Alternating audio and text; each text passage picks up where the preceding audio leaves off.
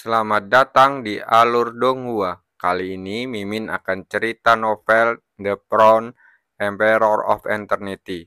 Sebelum mendengarkan, jangan lupa subscribe, like, komen, dan share ya, biar Mimin tambah semangat. Selamat mendengarkan. Melanjutkan episode sebelumnya, Cuk Guangseng mengepalkan tangannya dan kekuatan dahsyat mengembun menjadi tombak besi hitam di tangannya. Cahaya hitam mengalir dari tombak besi itu dan aura tajam yang tak tertandingi merasukinya. Ayo, kita coba kemampuan benda ini dulu. Ia menggenggam tombak besi erat-erat di tangannya, lalu menebas boneka-boneka di depannya. Sinar tombak tajam melesat keluar, langsung menyelimuti boneka-boneka itu. Dalam sekejap, langit dipenuhi energi tajam, menyerbu ke arah boneka-boneka itu. Sepertinya, karena terlalu lama waktu telah berlalu, reaksi boneka itu agak lambat. Ketika cahaya tombak hendak mengenai mereka, mereka hanya menyerang dengan tongkat besi. Tidak ada suara gemuruh saat tombak itu bertabrakan. Kemudian, Cuk Guangseng tercengang melihat kemana tombak itu lewat. Sebuah kekuatan langsung menyapu muncul. Boneka apapun yang bersentuhan dengannya terbelah menjadi dua dan jatuh tak berdaya kembali ke danau. Suara gemericik air terus beriak di danau. Boneka-boneka itu jatuh ke air seperti potongan kayu. Ini, Cuk Guangseng tertekun. Apa yang sedang terjadi? Apakah boneka-boneka ini begitu rentan? Sungguh tidak terduga. Sudut mulutnya terkedut. Tampaknya boneka-boneka ini telah lama kehilangan kekuatannya dan hanya bertindak berdasarkan naluri untuk menghentikannya sang penjajah. Cuk Guangseng langsung terbang menuju pulau di danau. Sepanjang perjalanan, ia banyak menghadapi serangan dari boneka-boneka. Namun, boneka itu hanya pajangan saja, tidak memiliki kekuatan bertarung sama sekali. Jadi dia dapat mengatasinya dengan mudah. Tidak lama kemudian, ia tiba di pulau kecil di tengah danau. Ia melangkah hati-hati ke depan pohon tua itu. Mata Cuk Guangseng berkilat saat menatap pohon kuno berwarna biru kehijauan itu. Semakin dekat, ia akhirnya bisa merasakan aura misterius yang terpancar darinya. Rasanya seperti berada di hadapan makhluk penyendiri yang luar biasa kuat. Sebuah pengalaman yang sungguh aneh. Sepertinya pohon kuno ini adalah hadiah untuk memasuki alam rahasia. Boneka-boneka sebelumnya telah kehilangan kekuatannya. Kalau tidak, dia tidak akan bisa sampai sini dengan mudah. Cuk Guangseng tampak termenung. Ia melirik pohon tua di depannya. Matanya langsung berbinar penuh konsentrasi. Sangat penasaran apa yang sedang terjadi. Namun, ia menyangkal karena pohon kuno ini tampaknya memiliki semacam kekuatan perisai yang menghalangi semua indera spiritualnya. Bocah, ini seharusnya pohon pencerahan. Kau tidak bisa menggoyangkannya dengan kekuatanmu saat ini. Pada saat ini, sebuah suara keras terdengar dari dalam hatinya, membuat kepalanya menjadi pusing. Cuk Guangseng langsung memutar matanya. Tidak bisakah orang ini berbicara lebih pelan? Apa dia tidak takut orang lain tidak tahu seberapa keras suaranya? Senior naga darah, apa itu pohon pencerahan? Mendengar pertanyaannya, suara menggelegar itu kembali terdengar. Jika seorang praktisi kuat meninggal di hadapan pohon ini, pohon pencerahan itu dapat melestarikan pengalaman kultivasi seumur hidup orang tersebut agar dapat dipahami oleh generasi mendatang. Mata Cuk Guangseng langsung berbinar saat ia menatap pohon pencerahan dengan penuh semangat. Benda ini ternyata dapat melestarikan pengalaman kultivasi seseorang untuk dipahami oleh generasi mendatang. Bukankah kau selalu ingin menerobos ke ranah laut pahit? Pohon pencerahan ini bisa sangat membantumu. Pohon ini berisi pengalaman kultivasi yang ditinggalkan oleh para master terkuat Sekte Tiansheng dari generasi ke generasi. Pohon ini sangat berharga. Mata Chu Guangsheng berkobar penuh hasrat. Ia menatap pohon pencerahan dengan tatapan serakah. Apa yang harus kulakukan agar bisa memahami isi di dalamnya? Duduklah bersila di depannya dan bermeditasilah dengan tenang. Jika tidak terjadi sesuatu yang tidak terduga, kau seharusnya bisa memahami misteri ranah laut pahit darinya. Sesederhana sekali. Chu Guangsheng berkata dengan heran. Sederhana? Hehehe, itu tidak sederhana itu. Memahami hal-hal di pohon pencerahan ini tidak semudah itu. Begitu kau memahaminya, kau akan menyadari betapa sulitnya. Chu Guangsheng menjulat bibirnya, matanya menyala-nyala karena gairah. Ia ingin melihat betapa sulitnya memahami pohon pencerahan ini. Memikirkan hal ini, dia tidak membuang waktu lagi. Dia langsung duduk bersila di depan pohon pencerahan, lalu perlahan-lahan menutup matanya. Pada saat ini, pohon pencerahan tampak bergetar, dan gelombang yang tak terhitung jumlahnya memancar darinya, langsung menyelimuti dirinya. Penglihatan Chu Guangsheng yang awalnya gelap, namun tak lama kemudian ia telah memasuki suatu tempat yang tidak dikenalnya. Seharusnya itu pikiranku, kan? Dia menatap tubuh ilusi saat berkata, sepertinya ia telah memasuki dunia pohon pencerahan. Yang harusnya ia lakukan selanjutnya adalah memahami pengalaman kultivasi di sini. Dengan pemikiran ini, Chu Guangsheng mengangkat kakinya, lalu berjalan menuju bagian depan yang berkabut. Berjalan di lingkungan seperti ini, dia merasakan suatu perasaan yang tidak dapat dijelaskan dalam hatinya. Seolah-olah semua kebingungan yang sebelumnya di dalam pikirannya tiba-tiba menjadi jelas untuk saat ini. Ini benar-benar tempat yang aneh. Dia tersenyum tipis di wajahnya. Tampaknya apa yang dikatakan senior naga darah itu benar. Pohon pencerahan berisi pengalaman kultivasi yang ditinggalkan oleh banyak pendahulu Sekte Tiansheng. Siapa? Chu Guangsheng sepertinya merasakan sesuatu, dan ia tiba-tiba terhenti saat menatap suatu tempat di depan. Di sana ada kabut dan tampak tenang.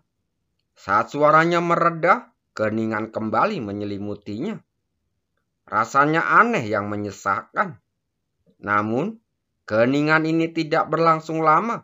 Kabut di depannya mulai beriak dan sinar cahaya spiritual memancar darinya, langsung menyatu di depannya. Sesaat kemudian, sebuah cahaya muncul di depannya. Pupil mata Chu Guangsheng sedikit mengecil dan kilatan tajam melintas di matanya. Sosok di hadapannya adalah seorang lelaki tua berjubah kuning. Mata lelaki itu terpejam, seolah-olah sedang tertidur, dan dia tampak sangat damai.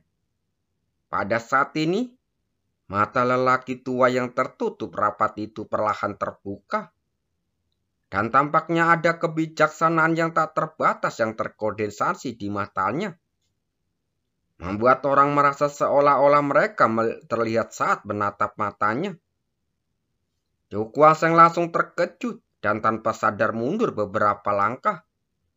Saat menatap lelaki tua di depannya dengan tatapan waspada. Yang terakhir memberinya perasaan yang sangat aneh. Dan sekarang pikirannya berada di tempat yang asing. Jadi wajar jika dia merasa sangat gugup. Suasana menegang ini cukup lama. Secara cahaya tampak di mata lelaki tua itu. Lalu terdengar suara tua yang perlahan bergema di ruang kuno ini. Apakah kamu dari Sekte Tiansheng? Sebuah pertanyaan datang di itu bergema, membawa serta kekuatan penindasan yang tak dapat dijelaskan, yang secara bertahap langsung menyelimutinya. Wajah Chu Kuang-seng langsung terkejut saat menatap sosok tua itu, matanya penuh keraguan. Apakah orang tua ini dari sekte Tiansheng? Pikiran-pikiran ini terlintas di benaknya. Setelah ragu sejenak, dia membungkuk. Senior, saya bukan dari sekte Tiansheng. Bukan dari sekte Tiansheng.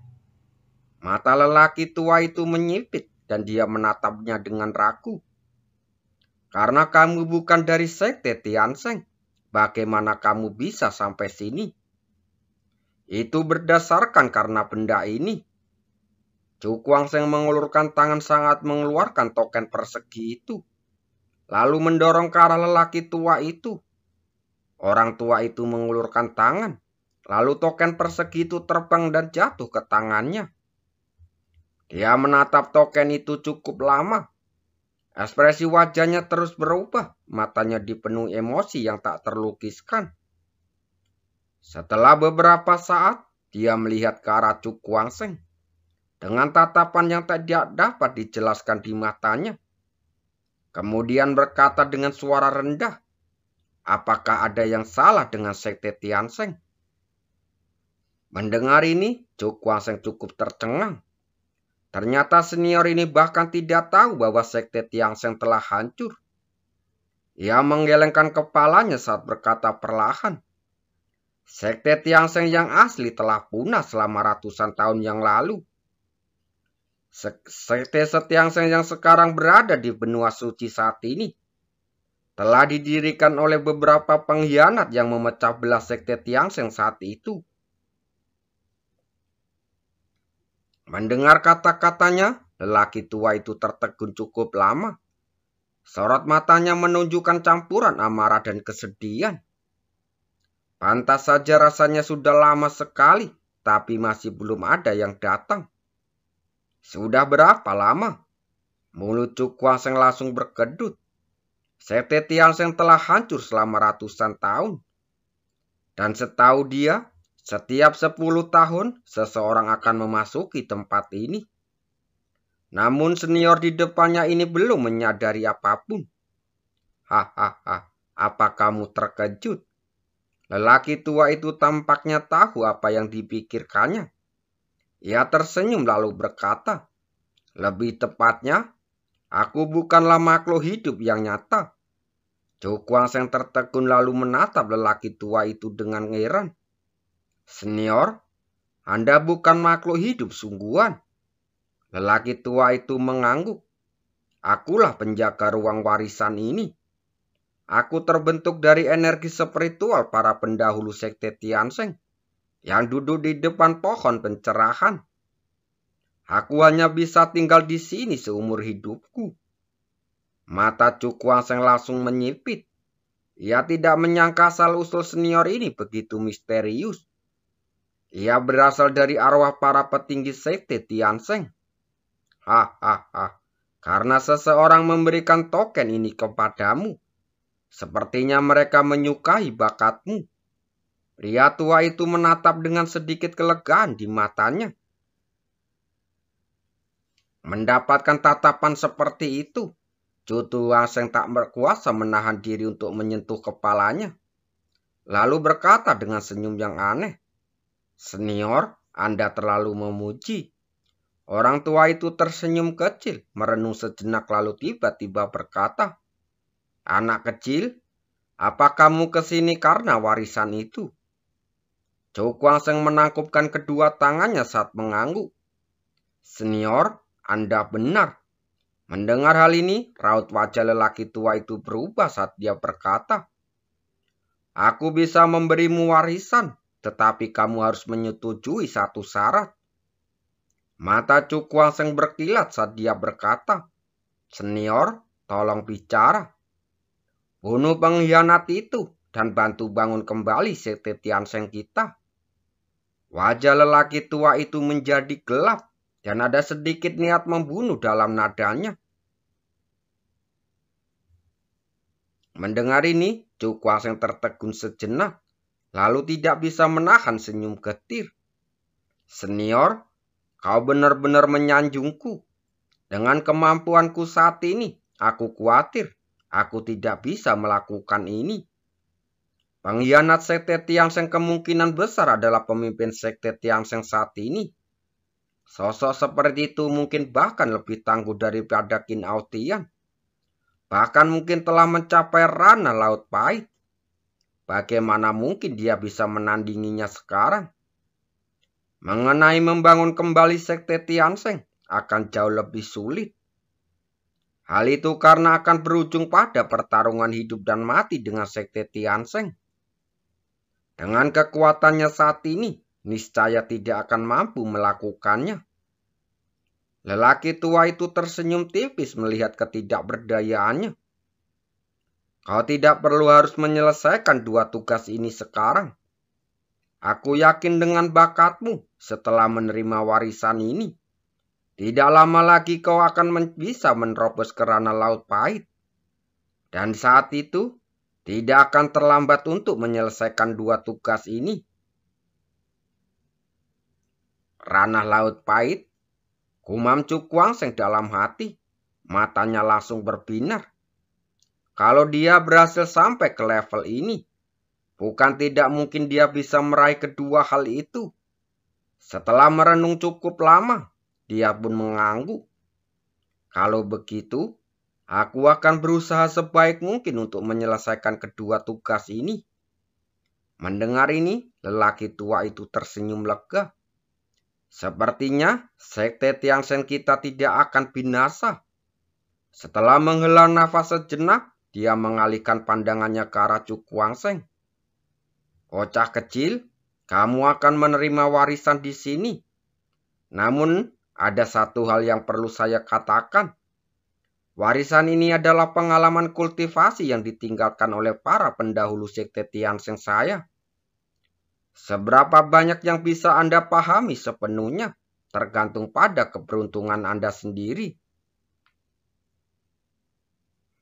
Junior mengerti, Chu Kuang-sheng mengangguk.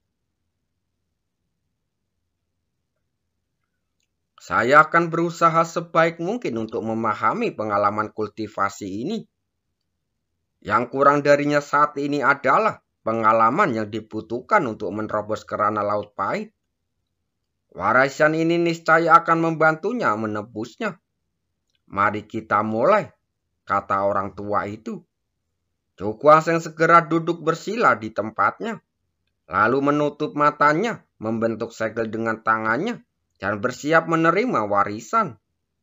Melihat ini, lelaki tua itu melambaikan lengan bajunya, dan cahaya spiritual yang tak berujung menyebar ke bawah. Seperti hujan spiritual, langsung menyelimuti Chu Kuang-sheng. Tubuh Chu Kuang-sheng bergetar, dan ketika cahaya spiritual itu menyelimutinya, dia dapat dengan jelas merasakan bahwa informasi yang sangat aneh tengah mengalir ke dalam pikirannya. Itu adalah pengalaman kultivasi yang datang dari para pendahulu Sekte Tiansheng. Mari kita lihat kali ini. Dia bergumam dalam hati. Pikirannya pun menjadi lebih tenang dan mulai memahaminya. Secara bertahap, dia mendapati dirinya memasuki sebuah dunia rahasia yang dipenuhi dengan cahaya spiritual. Yang setiap titiknya mengandung pengalaman kultivasi yang misterius. Pengalaman kultivasi ini adalah wawasan seumur hidup para pendahulu Sekte Tiansheng. Dan berisi segala hal tentang cara untuk menerobos ke ranah Laut Pahit. Tampaknya, Sekte Tiansheng memang sangat kuat saat itu. Dan bahkan ada lebih dari satu praktisi di ranah Laut Pahit. Seiring berjalannya waktu, Chu Kuang-sheng menyerap dan memahami semakin banyak pengalaman kultivasi. Dan juga memperoleh pemahaman lebih baik tentang ranah Laut Pahit yang berkabut. Pemahaman semacam ini berlangsung selama setengah bulan. Selama periode ini, tubuhnya sekeras batu tidak bergerak. Cahaya spiritual dari langit turun, langsung menyelimuti tubuhnya. Ia tampak seperti dewa, memancarkan aura kesucian. Di sampingnya, lelaki tua itu menatap Cuk Wangseng dengan tatapan puas. Si kecil ini sangat dihormati oleh orang itu. Dia benar-benar memiliki bakat yang luar biasa. Jika ada kesempatan di masa depan, dia bahkan mungkin melampaui para master sekte Tiansheng mereka sebelumnya. Mungkin suatu hari sekte Tiansheng kita akan benar-benar bangkit lagi. Sebuah suara samar terdengar, bergema perlahan di ruang pohon kuno ini. Membawa serta kesedihan, tetapi juga merasa sangat lega. Terima kasih.